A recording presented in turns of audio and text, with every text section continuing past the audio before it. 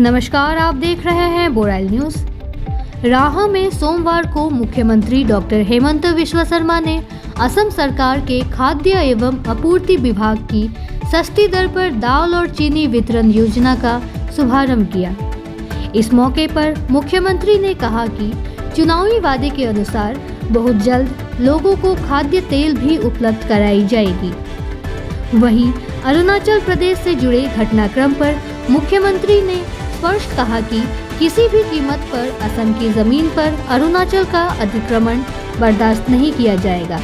उन्होंने इस संदर्भ में असम पुलिस को आवश्यक कदम उठाने का निर्देश भी दिया है। राह के विकास को लेकर मुख्यमंत्री ने कहा कि आने वाले 5 वर्षों में राह के लिए हर जरूरी विकास कार्य किया जाएगा।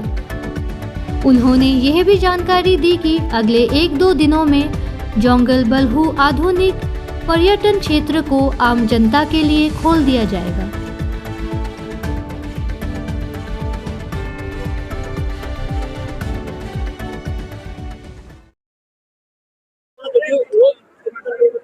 विधानसभा निर्वाचনৰ আগতে আমি সুলভ মূল্যত দালি চেনি আৰু নিমখ দিয়াৰ আঁচনিখন আৰম্ভ কৰিছিলোঁ।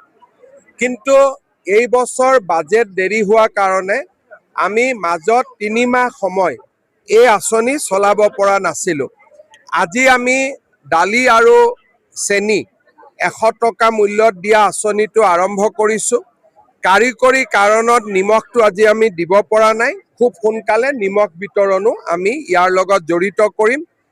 আমাৰ যিখন আঁচনি বন্ধ হৈ আছিলে সেই আঁচনিখন আমি ৰহা সমষ্টিৰ পৰাই আজি পুনৰ এবাৰ আৰম্ভ কৰিলোঁ।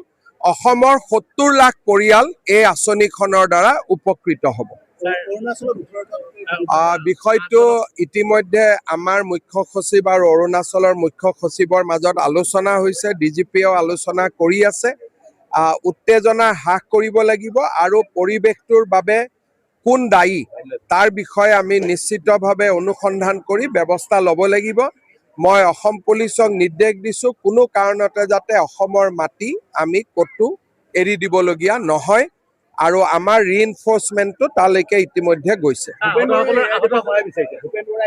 মই বহুত বেছি ক'ব খোজা নাই। কিবা ক'বলগীয়া থাকিলে মই পিছত চৰকাৰে কৰিব।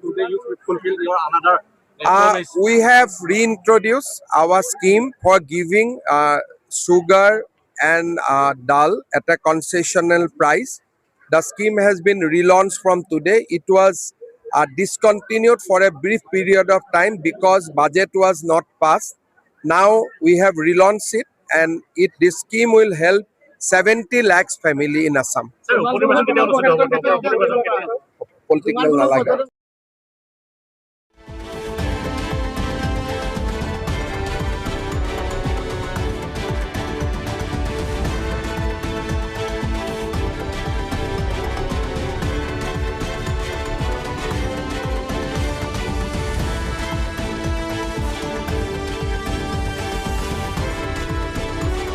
इसी तरह हर एक न्यूज़ से अपडेट रहने के लिए आप देखते रहिए बोराइल न्यूज़। धन्यवाद।